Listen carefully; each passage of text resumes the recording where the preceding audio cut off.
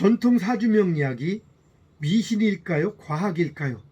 엄밀하게 구분한다면 여러분이 알고 계시는 전통 사주명리학은 미신이라고 얘기할 수 있습니다.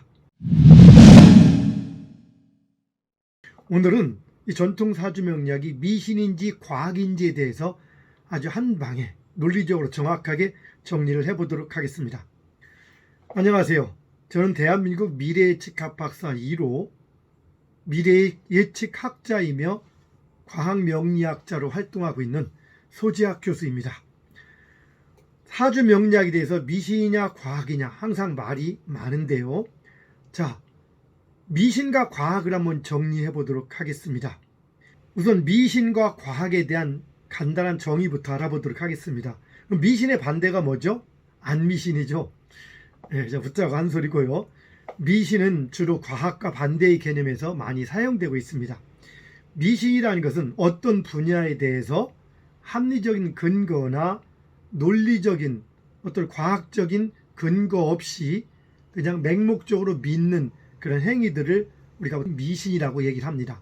반면에 과학은 그 분야에 대해서 합리적이고 논리적인 이론 체계를 갖추어져 있는 것을 얘기하죠.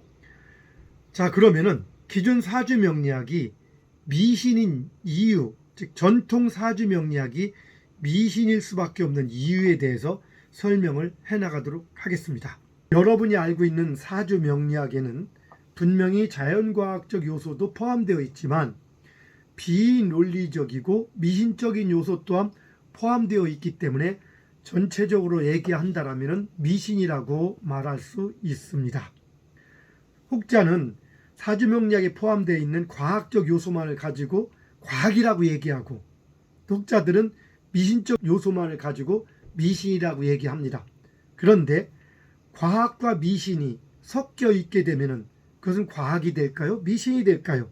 우리 사과가 썩은 부분이 90% 있을 때는 썩은 사과라고 하죠. 그럼 썩은 부분이 50% 있을 때는 그래도 썩은 사과입니다. 그럼 썩은 부분이 5% 있으면 그래도 썩은 사과죠. 그럼 1% 있으면 그래도 썩은 사과입니다. 즉 100% 썩은 부분이 없을 때만 우리는 썩지 않은 일반 사과라고 말하듯이 과학과 미신이 섞일 때 미신적 요소가 단 5%만 섞여 있어도 미신이 되는 겁니다. 그런데 현재 사주명리학에는 상당히 많은 부분이 미신적 요소가 포함되어 있습니다. 자, 그럼 미신과 과학이라는 것은 어떤 논리가 있을 때 1부터 10가지의 규칙이 있는 어떤 공식이 있다고 할 때 이 공식을 9단계를 정확히 적용하고 마지막 한 단계는 대충 적용하지 않습니다. 그럼 정답이 맞을까요? 정답은 맞지 않을 겁니다. 즉 논리라는 것은 100% 논리적일 때 논리인 거지 어떤 분야가 90% 논리적이다 해서 논리가 아닌 겁니다. 즉 단 5%나 1%만 비논리가 섞여 있어도 그 분야는 비논리적인 분야가 되는 것이죠. 그래서 바로 여러분이 알고 있는 전통 사주명리학은 바로 비논리적이며 미신적인 학문이라고 얘기할 수 있는 겁니다. 그 분야의 사주명리학에 자연과학적 요소가 많이 포함되어 있기는 하지만 비과학적 요소가 같이 있다 보니까 전체적으로는 미신이라고 말할 수 있다는 겁니다. 즉 이렇게 자연과학적 요소가 포함되어 있다 보니까 일부는 맞는 부분도 있습니다. 그런데 지속적으로 이렇게 사주를 분석하고 예측하다 보면은 절대 규칙적으로 맞지가 않습니다. 맞을 때가 있고 틀릴 때가 있는 거죠. 거기는 바로 사주명리학의 이론에다가 직관까지 적용해서 현장에서 예측을 하다 보니까 어떨 땐 맞고 어떨 땐 틀린 현상들이 반복적으로 나타나는 겁니다. 그 누구도 규칙적으로 언제 성공하고 실패하는지에 대해서 규칙적으로 정확하게 항상 얘기할 수 없는 것이 현재 사주명리학의 현실입니다. 그렇다면 모든 사주명리학이 비논리적이냐? 그렇지는 않습니다. 제가 개발한 동양미래예측학 석화명리는 100% 논리적인 이론 체계를 갖춰놓고 그 100% 논리적인 이론 체계를 통해서 예측을 해나가다 보니까 항상 90% 이상의 정확도, 즉 공부한 사람은 누가 예측을 하든 누가 분석을 하든 동일하게 90% 이상의 정확도로 개인이 성공하고 실패하는 시기를 예측할 수 있는 학문입니다. 이거에 대해서는 동양미래예측학 석하명리라는 주제의 영상을 통해서 확인해 주시면 될 것 같습니다. 또한 사주명리학에 대한 정확한 정의 역시 사주명리학의 정확한 개념이란 영상을 통해서 확인해 주시기 바랍니다. 두 번째, 사주명리학이 미신인 이유는, 여기서 이런 의문이 들 수가 있습니다. 비과학적 요소가 포함되어 있기 때문에 미신이라고 한다면은 역사나 문학이나 어떤 예술 같은 경우는 비과학적 요소가 많이 포함되어 있는데 왜 미신이라고 하지 않을까요?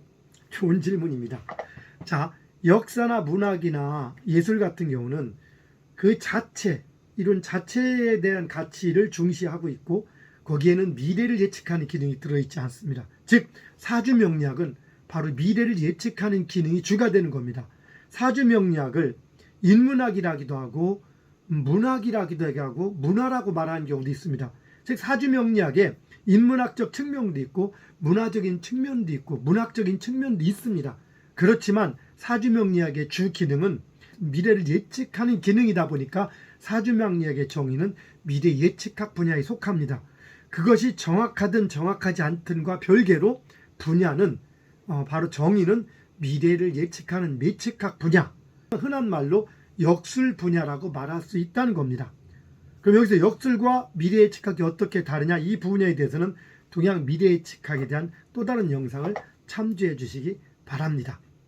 그래서 바로 이런 두 가지 이유 때문에, 즉 첫째는 사주명리학에 과학적 요소가 포함되어 있지만 비논리적이고 비과학적인 미신적 요소가 포함되어 있기 때문에 전체는 미신적 학문이라고 얘기할 수 있는 것이고, 또 두 번째는 바로 사주명리학은 미래를 예측하는 기능을 주로 하는 학문이다 보니까 여기는 더욱더 철저한 과학적인 요소, 논리적인 요소를 필요로 하는 학문입니다. 이렇게 미래를 예측하는 기능을 가지고 있는 학문인데도 불구하고 비과학적 요소가, 비논리적인 요소가 포함되어 있기 때문에 바로 미신이라고 얘기할 수 있는 것입니다.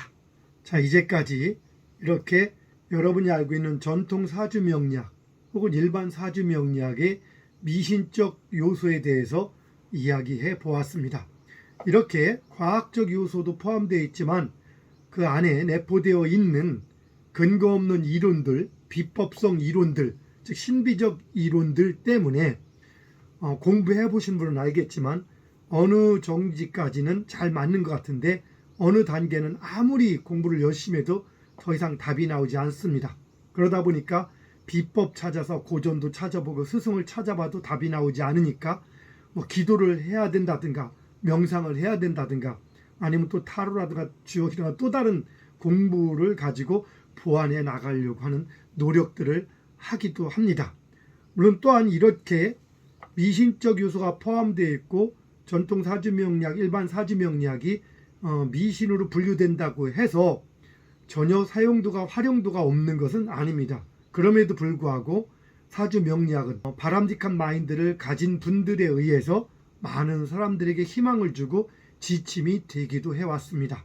그런데 좀 더 현대인의 합리적인 사유에 부합되어 있는 정확한 미래 예측학으로 현재 사주명리학들이 승격되고 제대로 인정받기 위해서는 이렇게 목국투락에서 나무가 흙을 극한다느니 수생목이라 해서 물이 나무를 생한다느니 이러한 조금은 그럴듯하면서도 황당한 논리들, 이런 부분들을 정리해서 명확한 이론 체계를 갖춰야만 이 시대의 미래 예측학에 부합된 역할들을 하게 될 수 있을 것입니다.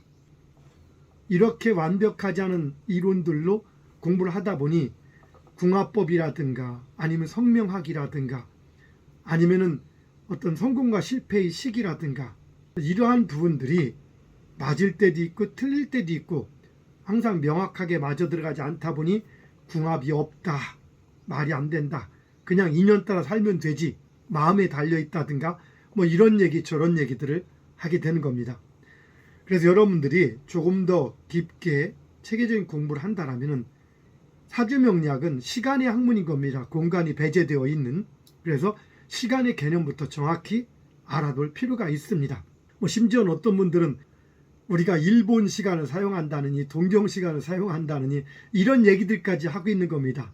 그런 분들은 공부를 많이 한 것 같으면서도 불구하고 정확한 이론 체계를 갖추지 못하고 공부를 하다 보니 나름 소신 발언을 한다는 게 엉뚱한 소리를 해대는 경우가 상당히 많이 있게 되는 것이 현실입니다. 자, 이제까지 시청해 주신 여러분 감사드리고 조금 더 깊은 다양한 얘기들은 제 소지학 교수 TV의 또 다른 영상들을 참고하시기 바라며 인연되신 모든 분들 건강과 행운 가득하신 나날 되시기 기원드립니다. 감사합니다.